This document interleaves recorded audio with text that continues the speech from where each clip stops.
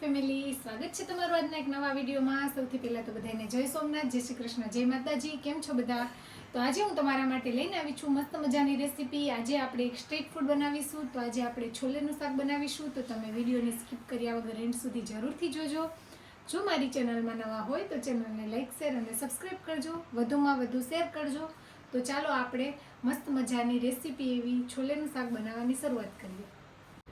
તો આપણે છોલે બનાવવા માટે સામગ્રીમાં આપણે 4-5 કલાક પહેલાં મોટા ચણા પલાળેલા છે, તે ડુંગળી છે, ટામેટું, મરચાં છે, આદુ, કોથમીર અને લસણ અને બીજા બધા રૂટીન મસાલા અને ખડા મસાલા છે। તો ચાલો આપણે શરૂઆત કરીએ છોલે બનાવવાની। સૌથી પહેલાં તો આપણે કુકરમાં પાણી લઈ લઈશું, કારણ કે આપણે ચણાને બાફવા પડશે। આપણે પાણીમાં ચણા એડ કરી દઈશું।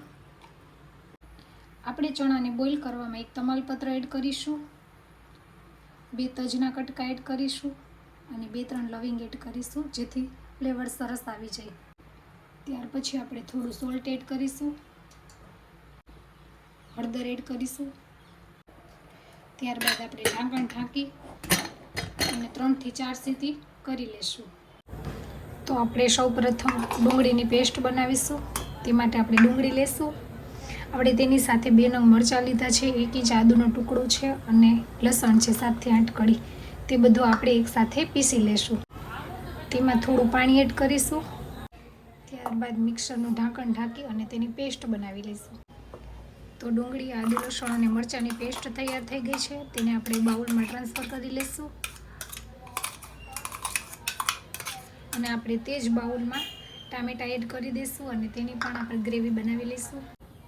તો ટામેટાની પ્યુરી પણ તૈયાર થઈ ગઈ છે, તેને પણ આપણે બાઉલમાં કાઢી લઈશું। તો ફેમિલી, ચણા પણ બફાઈ ગયા છે, તેનું પાણી આપણે રાખીશું, શાકમાં એડ કરીશું। પ્યુરી પણ તૈયાર છે બંને। તો ચાલો આપણે શાક વઘારવાની શરૂઆત કરીએ। તો આપણે પેનમાં તેલ લઈશું।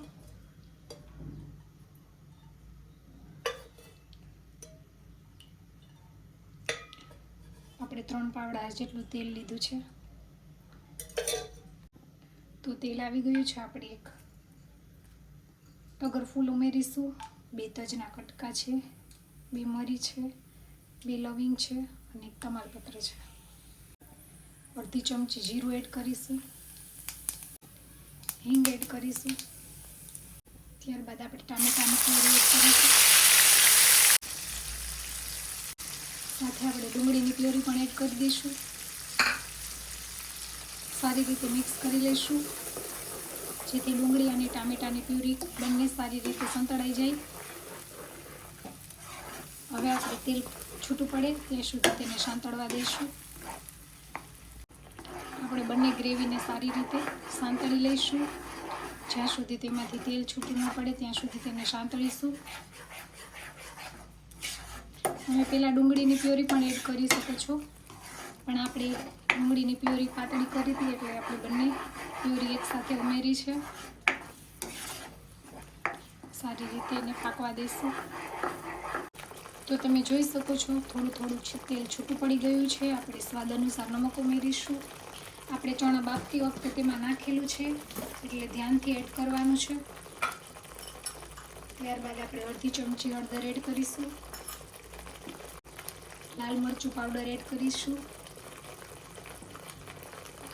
આપણે 3 ચમચી જેટલું લાલ મરચું પાવડર એડ કર્યું છે। 1 ચમચી ધાણા જીરું એડ કરીશું, 1 ચમચી કિચન કિંગ મસાલો એડ કરીશું। ત્યારબાદ આપણે 2 ચમચી જેટલો છોલે મસાલો એડ કરીશું, જેનાથી શાકનો ટેસ્ટ ખૂબ જ સરસ આવશે। સારી રીતે મસાલાની ગ્રેવીમાં મિક્સ કરી લેશું। ફરીથી બધું સારી રીતે ચડવા દઈશું। આપણે હલાવતા જઈશું, જેથી મસાલો નીચે બેસી ન જાય। થોડું તેલ છૂટું પડે ત્યાં સુધી તેને પાકવા દઈશું।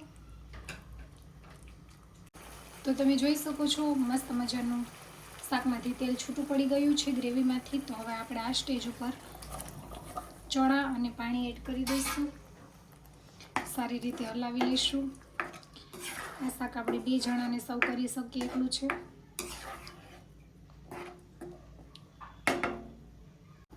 હવે આપણે ઢાંકણ ઢાંકી અને 2 મિનિટ માટે ચડવા દઈશું, કારણ કે આપણા ચણા તો ઓલરેડી કૂક જ છે, માટે 2 મિનિટ ચડવા દઈએ.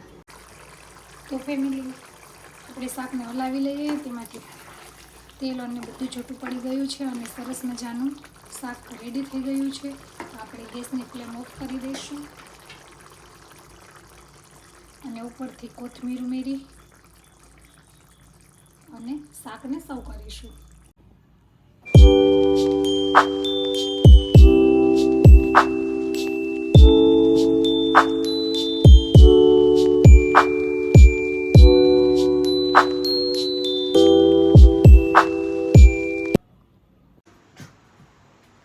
તો ફેમિલી, આજની આ છોલેની શાકની રેસીપી તમને કેવી લાગી તે કોમેન્ટ કરીને જણાવજો. તમે ઘરે કેવી રીતે શાક બનાવો છો તે પણ કોમેન્ટ કરીને જણાવજો. અને હજુ સુધી ચેનલને સબસ્ક્રાઈબ ન કરી હોય તો સબસ્ક્રાઈબ કરી લેજો. તો મળશું રેસીપીના નવા વિડીયો સાથે. આવજો. જય સોમનાથ. Bye bye.